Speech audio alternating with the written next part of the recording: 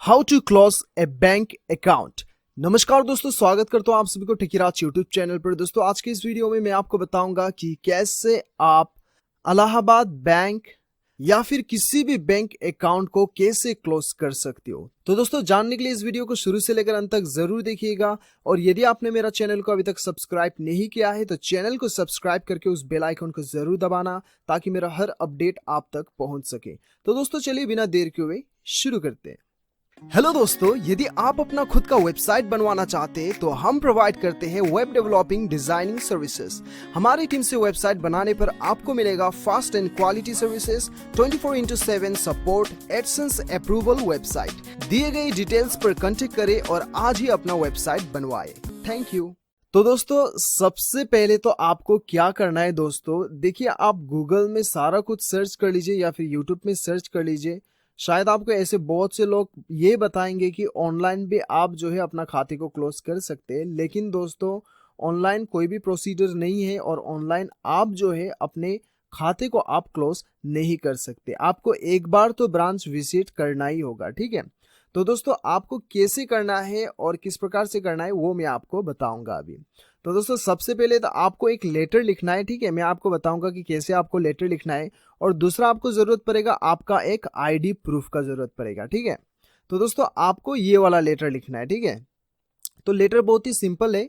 यहाँ पे आपको क्या करना है, टू द मैनेजर और ब्रांच का नाम लिखना है यहाँ पे, ठीक है। टू द मैनेजर और ब्रांच का नाम लिखना है और यहाँ पे ब्रांच का एड्रेस लिखना है, ठीक है। उसके बाद सब्जेक्ट में आपको क्लोज बैंक अकाउंट लिखना है। उसके बाद आपको लिखना है डियर बैंक या फिर डियर सर, डियर मैनेजर, जो भी आप लिखना चाहते हो वो लिख लीजिए। उसके बाद में आपको यहाँ पे लिखना है this letter is to inform that you kindly close my bank account. उसके बाद में आपका बैंक अकाउंट नंबर, ठीक है, इन योर बैंक। उसके बाद में I am not operating this account from a long period of time, now I decided to discontinue this account. उसके बाद में आपको क्या करना है, I am returning my debit card, passbook and cheque book to the bank branch, ठीक है। ये इतना लिखना है आपको।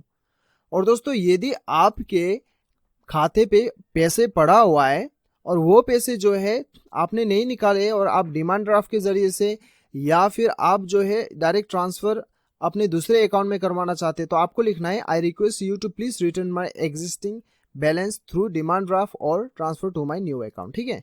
ये आपको लिखना है। यदि आपके अकाउंट में पैसे पड़ा हुआ है और आप जो है डिमांड ड्राफ्ट के जरिए से या फिर ट्रांसफर अपने दूसरे अकाउंट में करवाना चाहते हैं तो आपको ये लिखना होगा।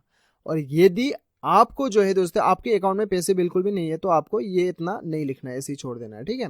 उसके बाद में आपको थैंकिंग यू योर सिंसियरली आपका नाम लिखना होगा, यहाँ पे आपका अकाउंट नंबर और डेट लिख दीजिएगा, ठीक है।